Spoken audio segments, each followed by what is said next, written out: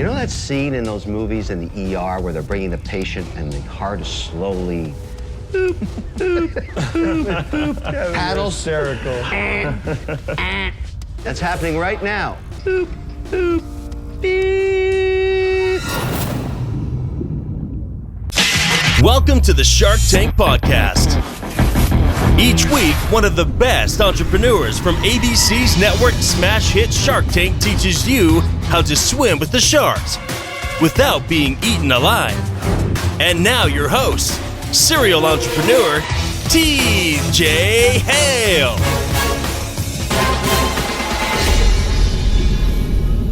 Hello, Shark Trips. Welcome back. It's the Shark Tank Podcast, the #1 business podcast on iTunes for Shark Tank fans. It's time to drop a Bombas bomb on you. If you remember season 6, Randy and David finished out the first episode of season 6 with Bombas socks and by making a blockbuster deal with Daymond John.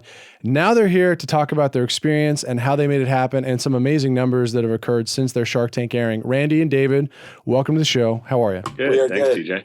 Thanks for having us, TJ. So you guys are kind of laid back. I always think of New Yorkers as just being like all hustle and kind of uptight and, hey, I got to go. I got my latte. But we've been doing the pre-chat and you guys just seem like two regular guys who sell a lot of great socks. What's the story here? Well, I think part of that is I think part of our journey has been incredibly humbling. In all the work that we continue to do, with the homeless community, I think we have learned to take things or take the little things a little less seriously. So I think that's definitely instilled in some of our laid back attitude. Have you always been this way? Yeah, I mean, I'm not sure everybody we know would call us laid back, but we certainly like to think of ourselves as having some perspective on everything, and we don't really take ourselves too seriously, although we do take our business pretty seriously. Excellent. You know, when you went on the show, you had already sold about $450,000 worth of product in the 9 months leading up to your filming. And you mentioned you did it all online. I know you had an Indiegogo campaign, but you mentioned before that, 2 years earlier, you'd been doing R&D pretty much strictly to come up with these 7 improvements. We got nothing before that. So I'm thinking, do Randy and David were like in gym class together? Did they have a science class where they were both complaining about their itchy feet? Like, how did we get to that point? Were you Boy Scouts and you had like the wet sock thing going on? What happened? These are all good guesses. Well, I got more. I could go on, but yeah, tell us what happened. Yeah, so, we weren't Boy Scouts, or actually, I don't know, Dave, were you a Boy Scout? Were you ever a Boy Scout? I was not a Boy Scout, no. Yeah, I wasn't a Boy Scout, and we didn't know each other in gym class. Dave and I actually met working at a media startup, and we worked together for a long time, and I think, our relationship and our friendship developed working together, and I think we realized that we were kind of similar. We had a similar outlook on the world, and we liked, we followed a lot of different businesses, and we were just sort of interested in good products and good businesses. And, the idea didn't come about through any sort of specific athletic pursuit, but we actually saw a campaign on Facebook, and it was a charity-based campaign donating socks, and it said that socks were the most requested clothing item at homeless shelters. And when we saw that, we both kind of stopped in our tracks, and we were like, "That's very interesting." We didn't know that at the time. We weren't familiar with that as a need, and the wheels started turning, and we started to look into the sock industry, and we saw a lot of stagnation, and we didn't see a lot of new and interesting products. And we thought we saw a lot of businesses that were sort of using the one-for-one model and doing a lot of good for the world. And we said, why don't we pair this up? This model works really well for this product. And we started doing research and development into the socks. And that's sort of the point where you caught on. So, it was really just basically, the two of us having a lot of continual conversations about starting a business together and what that business might be. And when the idea presented itself, we were sort of looking for something indirectly, and the light bulb went off. Ding. That's good timing. It's funny that I wonder if everyone had the same reaction my wife and I did when you said on the show that socks were the most requested item at homeless shelters. I think we both looked at each other and that collective guilt landed where we said, we didn't know that. do we hate homeless people? Maybe we're not doing enough. And then we were like glued to the TV set after that. Like, what else are they going to tell us that we didn't know? But the thing about your product to me is when you're giving away, so you give away one pair for every pair purchased and it goes to the homeless, which is very cool. But I love the product. Like the socks look really cool. I'm on your website. I'm looking at the green and black ones and I'm just having that feeling like I have to have these. Whereas Tom's, and this is going to sound kind of jacked up, but Tom's, when they say we're giving one pair away to the homeless, I'm like, yeah, those kind of look like Tom's to me have always looked like shoes you would find at a secondhand store. When I see people wearing them, like I'm like, why not give 5 away to the homeless? Why stop at 1? Like they can't cost more than $5 to make. But your socks look like high quality socks. So what was the business model? Did you always? Sorry, well, go you ahead. actually bring up a really interesting point there, Awesome. and that I wanted to just touch on, which is something that I don't think a lot of people know, about specifically our product and specifically our donation product. So from day one, we knew the joy and comfort that a fresh pair of Bombas provided to us as consumers ourselves of the product. And when it came time to start, handing out donations, we both turned to each other and were like, we need to give this same product to all of our, to the community that we're serving. As we were handing out, the same exact product, that we were selling to our customers, we were getting feedback actually from the homeless community. Hey, do you have any darker colors? And that really started to create questions for us is, even though, we're giving this product away and it's the same product that we're selling to our customer, is this in fact the best product that we could be donating to, the people who live on the streets? And that really spurred off actually, a follow-on of 6 months of kind of research and development, working alongside our charity partners to create what we call our donation sock. So the donation sock that we actually donate is actually quite different in features than the sock that we sell, as it specifically better meets the demands of the people who live on the streets. So we actually treat all of the cotton with an antimicrobial treatment, which helps prevent the growth of fungus because the homeless community don't have the luxury of washing their socks every day. We reinforced all the seams to provide greater durability, while on our socks we minimize all the seams to provide greater comfort. And then we also utilize darker colors for the donation socks, so they're black and gray, to help minimize showing dirt and visible wear.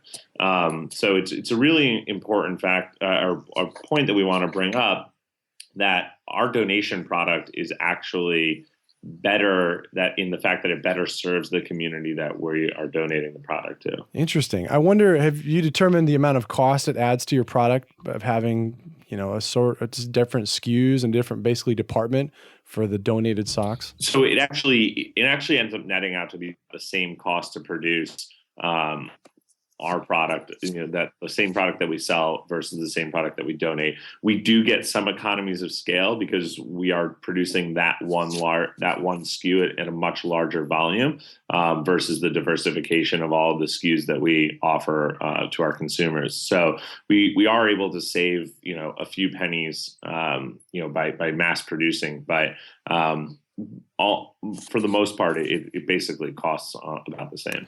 Excellent. So let's talk about the improvements that you made on the socks. Over the 2 years, this is what I have written down, the Peruvian Pima cotton, which sounds amazing. Anytime I have a dress shirt or anything that says the cotton came from another country, I just kind of like psychologically assume it's better. I don't know why I do that, but if I see Egyptian cotton, I'm like, yeah, I'm going to sleep really nice tonight on these sheets. Like Egyptians do, even though is Peruvian Pima cotton really better than cotton from everywhere else in the world? The important thing about our cotton is, and we can get pretty technical here if you want, but it's a long staple cotton, which just basically means that it's a longer fiber, which is more comfortable, more durable, and, wears less over time. So it creates a very durable fiber and it breathes. So, using a natural fiber was important for us in the production of the sock. It's the kind of thing that's warm in the winter and cool in the summer and breathes. And that's sort of the basis for all of the other improvements that we have in the sock. When we started to develop the product, we really just looked at all the things that we were seeing out there that we didn't like about socks. The annoying ridge that goes over the top of your toes where socks are sewn together. We wanted to figure out a way to get rid of that. And we have a process, that stitches the socks together without creating a seam there. And it makes for a very comfortable wear on Bombas. Arch support was important. So we have honeycomb, which is part of our branding, but it actually is also very strong natural structure. And we use that for our arch support, and it ends up working out really well. We reinforce the footbed so that you can wear the socks longer and they're more comfortable throughout the day or throughout your workout. The different stitch that we use in the heel provides a little contour there. And then for our ankle socks, we put a blister tab on there at the back so that sort of make sure that your shoes aren't creating blisters as you run long distances. And for our calf socks, we have what we call stay-up technology.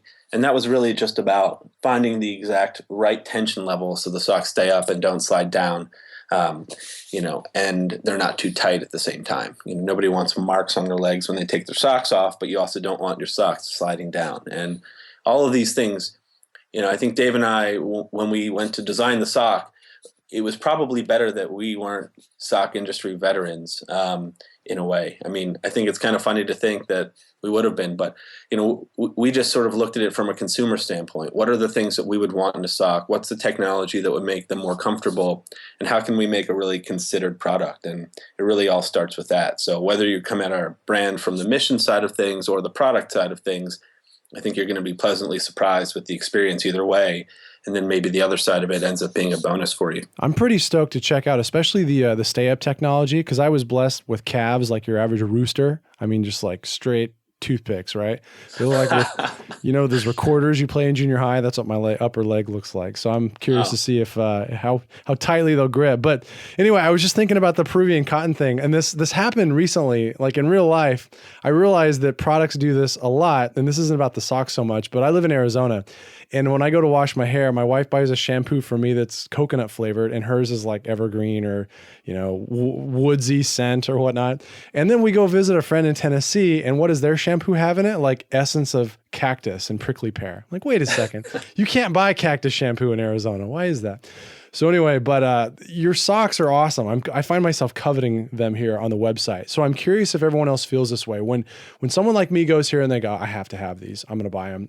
When they get them, what is your reorder percentage? How many customers repeat order? I didn't hear that on Shark Tank. Yeah, we have around a 40% 12-month repeat purchase rate. The challenge there is that, and again, not to get too technical, but when you look at kind of our 12-month cohorts, we've only been in business for 2 years, and over the 2 years, we continue to accumulate more and more customers, as the months go on. So when you go back 2 years, the sample size for the data is really small. And then as every subsequent month, it gets a little bit larger and a little bit larger, but we're just kind of getting to the point now where we're getting large enough data that it's starting to indicate some of the right direction. We put out a survey earlier this year that indicated our repeat purchase rate should be closer to 60%. So we're hoping that as we continue to introduce new product and provide our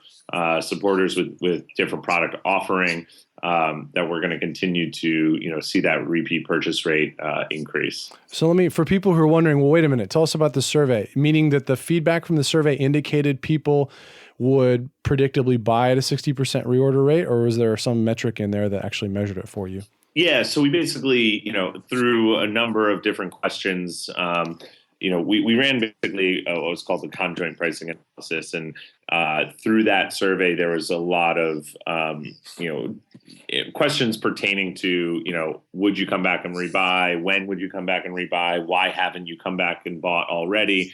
And the number one answer for why people hadn't come back to buy already is that their socks were lasting too long, which is a good thing in the sense that we produce a really good quality product. Actually, we just got independent lab testing back, and they showed that our socks last actually 3 to 5 times longer than the average pair of socks. So, we know that we produce a really good product so that our return rate will probably be a little bit longer than the traditional 12-month cycle. So what you really need is like the equivalent of Apple's iPod battery from 10 years ago, right? Like the colored toe cup needs to just disengage after the 100th wear. Like, oh, it's time for a new one. Well, that's the beauty of technology, right? Is that, they can put in planned obsolescence. I'm convinced that every time I have an old iPhone and update to the new software, it magically starts to run a lot slower, forcing me to buy the new model. So unfortunately, we haven't quite figured out how to put that technology into our socks. So for now, our consumers will just benefit from the fact that our socks last a really long time. I have been hearing that. I think Scott Jordan Facebooks about that about every 2 months. I hear it a lot of places, though, that they do planned obsolescence with their updates. There's probably something to that, but what do I know? Yeah. David, are you the tech guy? And Randy, you're the salesman? How's this partnership arranged? No, Randy and I have actually have a lot of similar overlaps in terms of our skill sets. When we were at the media company before, I think we gravitated towards each other because, as Randy said, we have a lot of the same interests and do share a lot of the similar skill sets. On the fringe, though, my skills are more deeply rooted in sales and business development, while Randy's are finely rooted in branding and overall look and feel for aesthetic and design. But Randy's certainly, as you can hear from, his eloquence is certainly capable of selling people. And similarly, I think I've got a pretty good eye, for things that look good. So, it's actually almost like the perfect marriage in terms of, what we bring to the table with each other. Yeah, I was feeling the Jedi mind tricks. I just didn't know who they were coming from because on Skype call, it's tough. I feel curious about one more thing before we go to Shark Tank itself. When the two of you, and you may have already answered this, but I just didn't quite catch exactly how this decision was made. When the two of you were talking together, I expected one of you to be like an ultra marathon guy, like a Badlands, Death Valley, Catch Me If You Can, hardcore runner. I didn't hear too much of that. How did you decide on the sock as your go-to product for this venture? When Randy and I were at the media company together, one of the things that we also bonded over outside of business and entrepreneurship was that we both really enjoyed going to the gym. And while neither of us would dare qualify ourselves as as officially as an athlete, we do enjoy athletics. And that's I think where a lot of the design inspiration and a lot of the product inspiration came for what we ended up developing. Is that, I never walked into a sporting goods store and walked over to the marathon or triathlete section looking for a technical pair of athletic socks. I just went over to kind of where everybody else, the mass kind of consumer, would go over and look at, a 3-pack or a 4-pack of your kind of run of the mill Nike or Under Armour socks. I'd buy them, and I never knowing that there was actually something way better out there. Once we started looking, we decided, all right, let's bring a lot of these features that we're finding in these socks that are $18 to $25 a pair. Let's work with our manufacturing partner to find a way to bring them down to a mass market price point and start to educate, the average gym goer, the casual athlete, on the benefits of a really, really good pair of socks when they would normally not think to walk over to that section and spend $18 on a pair of socks. So we offer all of those features and more in a much more approachable, package at an $11 price point while still being able to donate a pair to the homeless.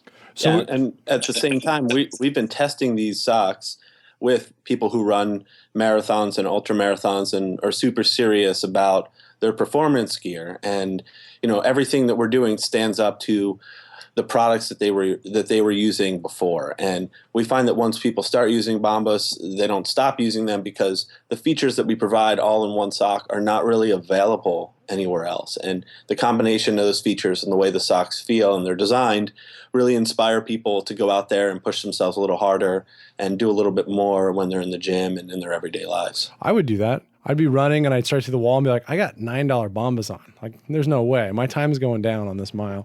That's right. I'd totally do it. I got volts on. All right. Hey, I have an idea. This is totally free. I'm just going to give this away. No strings attached. If you said on the show that you hadn't done any marketing, that you hadn't spent any money getting to the point you were at, when you do, like when you get that Super Bowl commercial, I think you should recreate the Forrest Gump scene where Gary Sinise is lecturing them about their socks, except that he's holding Bombas in his hands, and that's what he gives Tom Hanks. Just throwing it out there. I don't know how you're going to make that happen, but that's the first thing I thought of when you were on Shark Tank. I'm like, Gary Sinise going, socks. Keep them clean, keep them dry. They'll save your life. You'd be amazed at how many good sock references there are in pop culture, from Mr. Pitt to I was just watching Finding Forrester the other day. Hadn't seen that in a while, and they were talking about how socks were poorly designed and how he wears his socks inside out, so the seams would be on the outside.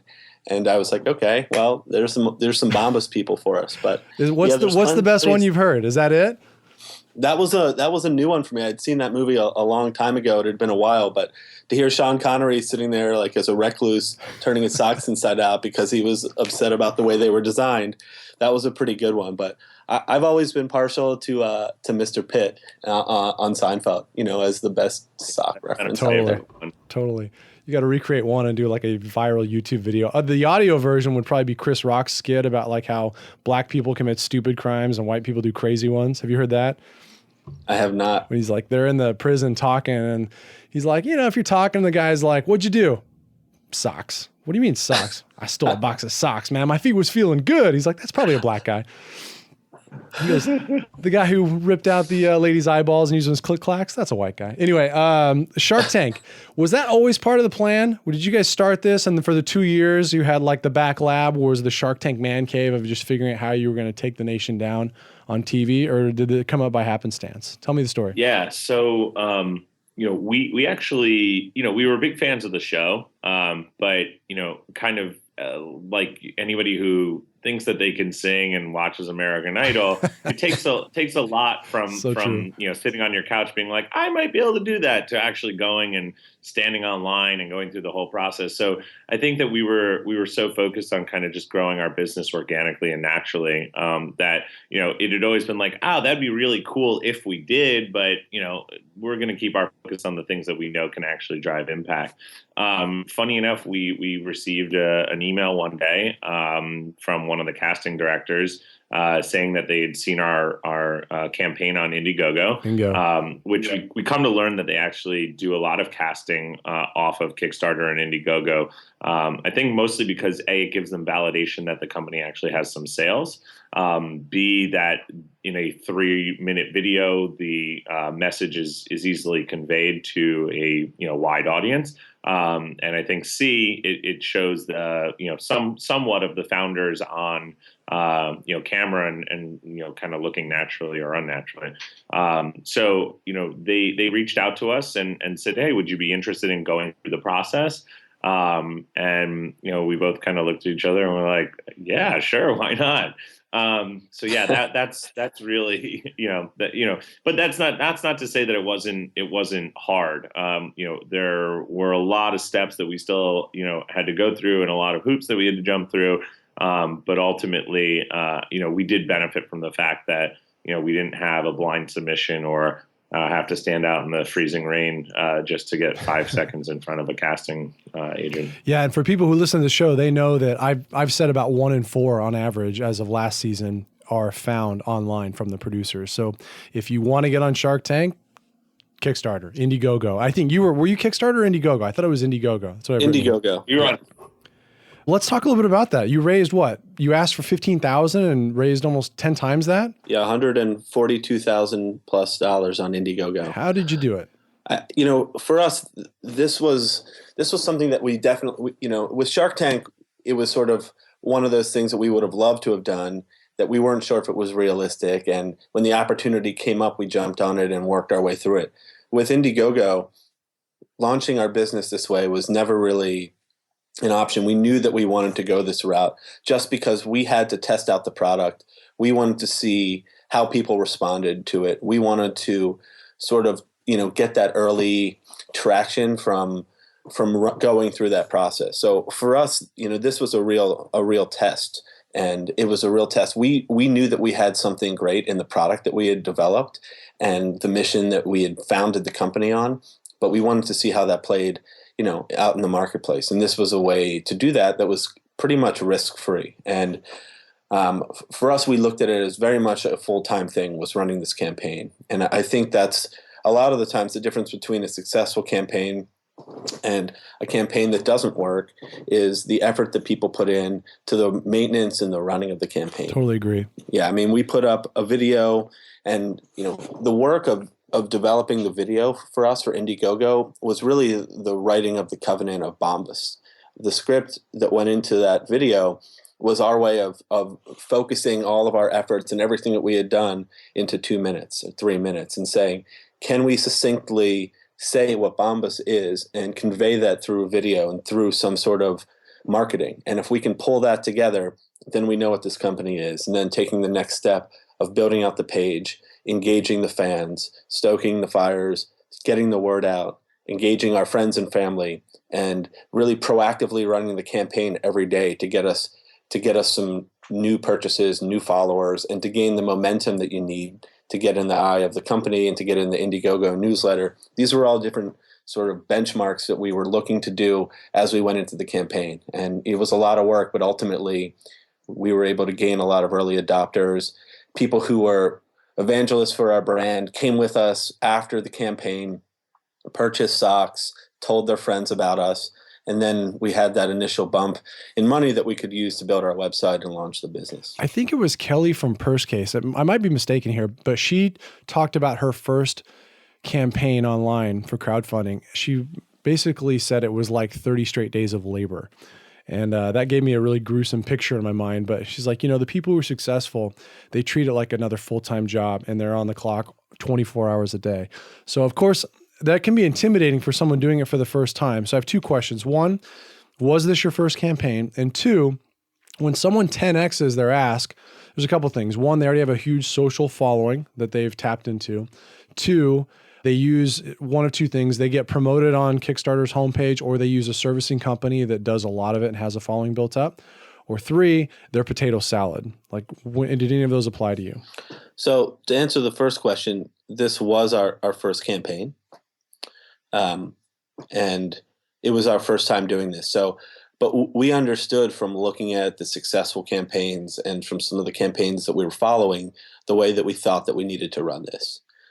We didn't use a servicing company or any outside help. We did it ourselves, and we pushed hard to sort of get the attention of Indiegogo, and we pushed hard within our own networks to get people to pay attention to what we were doing and realize that this was a big moment, and if they wanted to support us, this was the time to do it. Very good. And you're familiar with potato salad, right?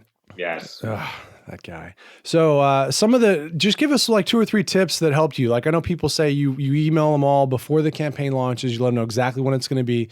You try to get most of the people in the network to donate in the first hour or first day or whatever it is. Can you kind of throw out any other gems to help people who are doing their own campaign? Yeah, sure. I think the first one that I tell people is that your campaign starts about 6 months before your campaign actually launches. And even further out than that, if you have the foresight. I think a big reason, similar to, getting all your people to donate within the first hour, along those same lines is, as we were developing our product over the 2-year time period, we were telling our friends and family about it. We were keeping them updated. We were giving them samples to test out and give us feedback on. So throughout that 2-year period, while we were developing this product and ultimately developing the idea for what Bombas was going to be, they felt like they were a part of that journey. They felt like they were, there from the beginning, and were proud to, participate in the campaign as soon as it went live, and they were proud to, share it with their friends and family. So, as much lead time as you have, get people excited about it, because you don't want to be telling, people about it the day, that you go live. It's similar to kind of, fundraising for a marathon. You don't ask people to help you fundraise the day before the marathon or the day of the marathon. You do it when you're saying, hey, I've never run a marathon before, but I just ran my first 2 miles. And then the next day you're like, well, I just ran my first 3. And the next week I'm up to 5. And, you keep people along that journey to show that, the progress that you're making, and they feel like they, belong with it. The other piece of advice I would say is honestly, and along the marathon line, is be ruthless. I would call, email, post on people's Facebook pages, and call them out as to why they hadn't, participated in the campaign yet. And similarly, I would say, I donated to your, 3K race last year. Why haven't you donated to my campaign that I've been working on 3K. for 2 years? Is there such a thing as a 3K? That's hilarious. 5, whatever. Maybe, I don't know. Clearly not the runner of the group. I would just call people out, and I would, guilt them into it if I needed to.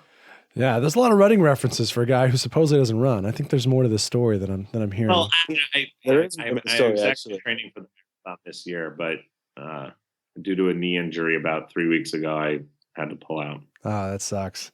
Well, and people are ruthless on me for running marathons. Like if they want the dollars per mile, I say, hey, I just read about these people on CNBC that run a marathon every day and did it for a year. So call me when you're running like 5 at a time, but that's kind of a messed up thing to do. I give them a hard time. That's coming from a non-runner. So that's great advice. The campaign was a success. You raised a lot of money. You got on Shark Tank. So let's spend a couple minutes talking about what happened when you got there. Some observations from me. One, you were at the end of the show, which I think is always a good thing. The segment overall, the edits seemed really good. These are just my outside observations. They kind of hit you up pretty hard on your valuation, which isn't unexpected, but you're one of the few people that had gone in after raising funds at a specified valuation. So you kind of had that backstop behind you as protection, and they still gave you a hard time. And the last observation is Kevin O'Leary on the edit was the Kevin O'Leary that people are afraid of having when they go on the show, but you kind of just sloughed it off, didn't bother you. Like that's when people say, oh, I don't want to go on. I don't want Kevin/Simon Cowell O'Leary to crush me. That's the guy who showed up during your segment. So I thought that was interesting. Yeah, with Kevin, it's interesting in the filming.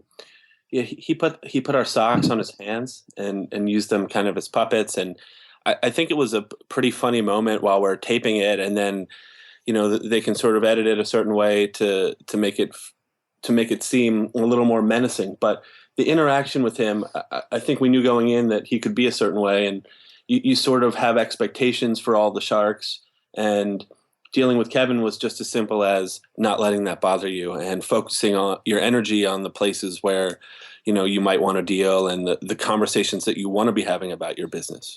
Yeah, I'll play his clips in the lead up because I thought they were pretty funny, but he mentioned being a fine-tuned athlete and, how fast he can pop 3 bottles of champagne. And then he ended up using the C word. He called you cockroaches and that your valuation was crazy. And he forbid every other shark from making you a deal. So let's talk about some of the criticism you got in the tank, which I think is always some of the most constructive elements that come out of being on the show. Robert Herjavec, athletic socks are everywhere. How are you going to distinguish yourselves from other competitors on the market? Obviously, this is something you've been doing for a long time. Talk to us about that. I think for us, the thing that we use to distinguish ourselves is our brand.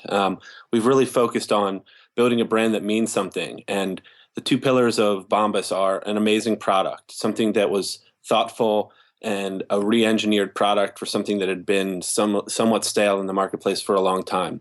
And we continue to innovate in that area and to create a better product as we go forward. New designs, new colors, new technology. So product is sort of a foundation of what we do. And the other side of it is the giving aspect of our company. And Bombas wouldn't exist if we weren't giving out a pair of socks for every pair that we sell. It's part of the DNA of the company, and you can't really remove that. So those 2 things combined equal Bombas. And, if you think about what Bombas stands for, the word Bombas comes from the Latin word for bumblebee. Bees are inspiration for us. They're small, but they have a big impact in the world, kind of like our socks. Our mantra is be better. And we use that as inspiration for people to do a little bit more with their everyday actions, with their athletic pursuits. It's stitched on the inside of every pair of Bombas. If you turn them inside out, as you're pulling them on, you see the words be better. So I think as we continue to build that brand and connect with our customers in a way that they really appreciate, our customer happiness team is a big part of what we do. All of these things sort of make up what Bombas is, and as a whole, our brand is distinguishing itself in the marketplace, just by the nature of what we're putting into it. Robert, and a great answer, by the way. You'll never be able to find a product that has all of our features and benefits in it at the price point that we're offering. All of the, seamless toe, arch support, comfort footbed, blister tabs, those are all found in socks that are, $15, $18 or $20 and higher. And so our distinguishing factor there is that we offer the best in class quality, at a, more affordable price point. Mark Cuban, and I'm assuming you wanted to do a deal with Daymond because you said so after everyone else was out. So I don't know if there was any, dual partnership interest or anything like that. But Mark Cuban gave you some criticism where he said you shouldn't be plateauing at this point in your growth. Tom's have a higher margin. $5 isn't going to be enough. And for that reason, he was out. Can you address that concern? Sure. When Mark had addressed, that we shouldn't be plateauing in our growth, I think the interesting thing about that is that, outside of our Indiegogo campaign, we had done zero marketing. So we had 2,200 customers that came off of Indiegogo and, raising just under $150,000. We carried the momentum from our Indiegogo campaign into, a total of around $450,000 in revenue in the 7 months that trailed our Indiegogo campaign without a single dollar spent on marketing, without a single marketing action other than, asking our customers to share Bombas with their friends. So, it's, if Coca-Cola stopped spending money on marketing tomorrow, on a whole, you would see that over, the next probably 12 months, that their sales would not only plateau, but would actually decline. So it was quite an unfair statement to make, given the fact that, we hadn't actually closed our fundraising round and hadn't had the ability to, start to spend money on marketing and acquire new customers. Yeah, when you said 450,000 in 9 months, I don't know if they dubbed it or if they picked it up quietly on a mic that Mark said, "Oh, that's pretty good." I'm thinking 450K in 9 months is better than pretty good. I mean, that's statistically that's astronomical. Mark was actually pretty kind to us in the tank in terms of the conversation that we had. He's not an apparel guy from what we gather in terms of his investments, but he understood that we were trying to build a business based on a brand, a good product, and using data and analytics to run, a modern technology-driven direct-to-consumer business. And, there's certainly value in that. And in the way we had started and the way that we were launching the business seemed interesting to him, but, the conversation ultimately ended where it did. But, you picked that up, that he said that under his breath. But yeah, he was actually pretty intrigued by the business from what we could gather. Was there ever any interest on your side in doing a deal with Robert, since he projects himself as the quote unquote sporty shark? Yeah. We had reasons to take a deal with everybody. And I think that's, one of the preparations that we weighed heavily on going into the tank was working through every possible question. We had a spreadsheet of about 300 questions with written answers, that we rehearsed to the, word, because what we knew that we couldn't control is, what their reaction would be to our product and to our business. But what we could control was not sounding like an idiot on broadcast television. So if we carefully manicured every word that we chose to speak, we knew that it would limit at least the potential outcome of us looking, foolish. And so in line with that, we talked through every single scenario. What if Robert goes out first and then this happens? And what if Daymond, says that he's with this person? And I mean, we rehearsed every possible outcome there was. So, we had an answer and a deal for everybody. Obviously Daymond, with his apparel background and the fact that he, lives in New York City, it was the shark that we ideally wanted to go after, and we're glad that we were able to make a deal with. But we saw benefits from every shark, differently. So let's talk about what's happened since the Shark Tank tsunami. I know it seems as though Daymond's been a great advocate for the business. I saw an update that I'll post on the blog post with you, Alpha M, when you talked about how, your projections were 1.1, then 2.7, then 4.9 million in sales. I think you told them you'd done over 4.5 million, or within the $4 to $5 million range in the year that has passed. And I expect that there's going to be an update, or, Daymond referenced a partnership with the new SOC team that was just on a couple weeks ago. Is there anything you can tell us, about the business or partnerships or anything exciting coming up with respect to that? Sure. So, all of those numbers are right. We had originally, projected 1.1 for 2014. We ended up doing 1.8. We projected to do 2.2 this year, and we're on track to do about 4.5 to 6 million. And that swing at the end is really due to a really exciting upcoming partnership that we have, which if this is airing in November, will be live at the time, where we were approached by the Gap to produce a co-branded product with them that Cool. they would feature in a gift bar in 100 stores throughout the country. As our campaign worked its way through the organization, it started to catch the eye of the new EVP of marketing, who really started to rally behind our brand and this collaboration. And since then, they have decided to make this a cornerstone in their Black Friday marketing campaign. So for the 2 weeks leading up to Black Friday this year, Bombas will have a collaborative marketing campaign featured in all 3,200 stores globally. We will be in will be in all the window displays, and then our physical product will be available in, I think, roughly 1,000 stores, Wow. both domestically and abroad. So, and I think that the most impressive and important part about the campaign is they really are rallying behind our mission and framing a lot of the marketing around being inspired by Bombas, and helping them for every pair of socks that's sold in Gap stores for that 2-week period will go towards 1 million pairs of socks that they will donate as part of our campaign. So Wow. it's incredible to see, in just 2 short years, and a small little company like ours having an impact on a publicly traded company as large and global as the Gap, to rally behind our mission and contribute to our donations and helping us achieve 1 million pairs of socks donated in 2 weeks. While we thought we achieved a very huge milestone of our own just 2 weeks ago, where we crossed the 500,000 pair donated mark.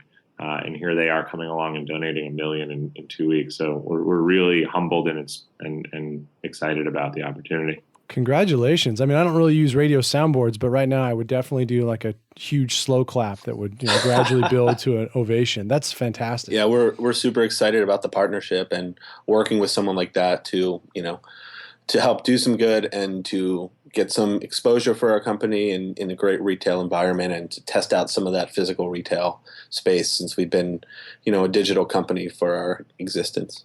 So, all right. And then it's official in November. So I'll air the episode after that. So it'll already be announced. Where are we going to hear about it on Shark Tank, or is that still yet to be determined? When is it going to be public to the Shark Tank audience? You will hear about it through our Bombas marketing efforts, through the Gap.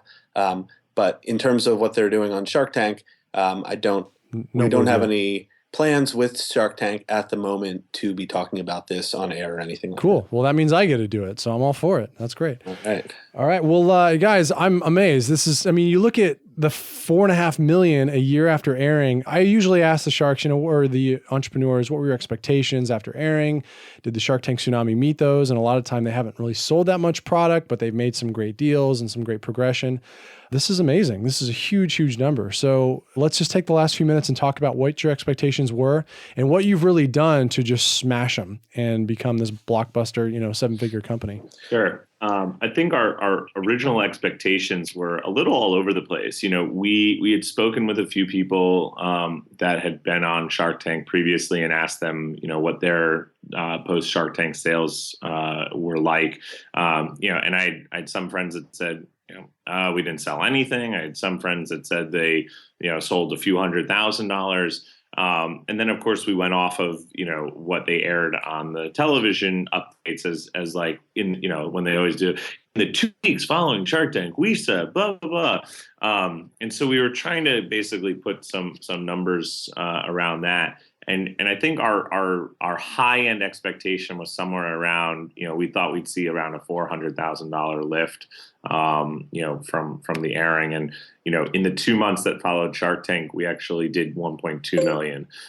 So it ended up being far more significant, and I think a lot of that goes to, you can't, similar to kind of the Indiegogo thing, right? You can't just put Shark Tank live and sit back and expect that everything will come through. I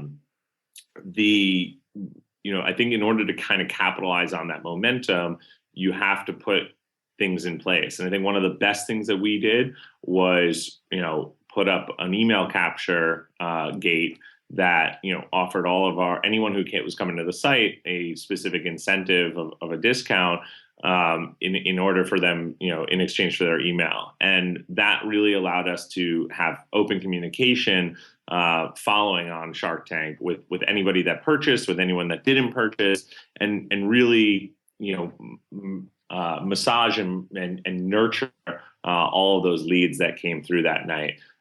So I think that was one of the big ways that we capitalized on the momentum. Yeah, I mentioned this on the show before, but for people who don't have email lists, who aren't building autoresponders or sales funnels, the website is basically just a dummy site if they're not doing that. So I'm glad you brought it up. I think Shark Tank is an amazing way to get that traffic, but if you're not massaging it, converting it, nurturing it, etc., you're leaving a lot of dollars on the table. Can you just throw out real quick what tools you use to do it? Your website looks awesome. I haven't signed up for the list, but I'll do that here to kind of see how you walk a customer through the process.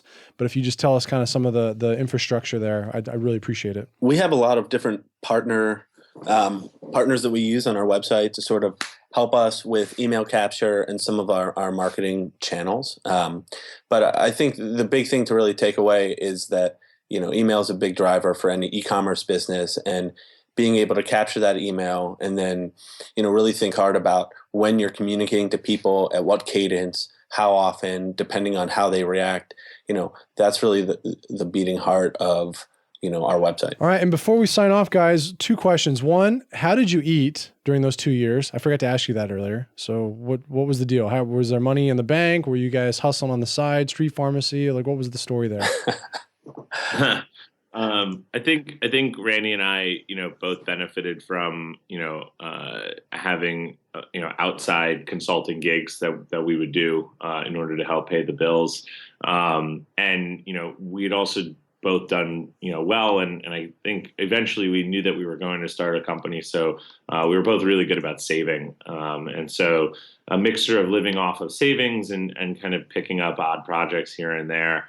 But, thankfully, once we were able to close some fundraising, we were able to start, taking some sort of compensation. Although, I always joke with everybody that, I'm 32 years old and I think I'm making the least I've ever made, except for the first year that I was out of college. But I'm the happiest I've ever been since, starting working. So it was a very easy trade-off for me. Well, I think that your story is very inspirational. It's amazing. I mean, it's a Shark Tank success story, no doubt. And I appreciate you sharing some of the insights that will help entrepreneurs recreate that Shark Tank tsunami in their own businesses. So my last question is regard to the product. Is the product going to evolve outside of socks, or are you going to continue to focus on that one thing? Right now, as a brand, we are very focused on socks. It's the thing that we know that we do better than anybody else, and then we want to continue to do better than anyone else. So we're developing all types of new socks, new shapes, new styles, things that you'll see in the coming months that are pretty exciting for us to reveal and launch. So keep your eyes posted for new products from Bombas, and we're certainly not ruling out any products outside of socks going forward. But for right now, we are highly focused on making the best and most comfortable socks in the world. I definitely want to put up a link on the blog where people can go and make their first purchase. Is there any way we can work out a deal where maybe they get 10, 20% off, something like that on their first purchase? Yeah, we offer 20% off to anybody who comes through. All right, we'll do that. We'll take care of that afterwards. But Randy, David, thank you so much for the time. And we wish you a lot more luck, success, and happiness in the future. Thanks for jumping in. Thanks, TJ. Thanks, TJ. Talking with you. Thank you for jumping in to the Shark Tank podcast. Please subscribe to the show on iTunes and head over to sharktankpodcast.net to get the show notes from each episode and join the free Shark Tank Insiders list. You can also find us on Instagram and Facebook at Shark Tank Podcast and on Twitter at Shark Tank PDcast. But I'm a big fan of money. I like it. I use it. I have a little. I keep it in a jar on top of my refrigerator. I'd like to put more in that jar. That's where you come in.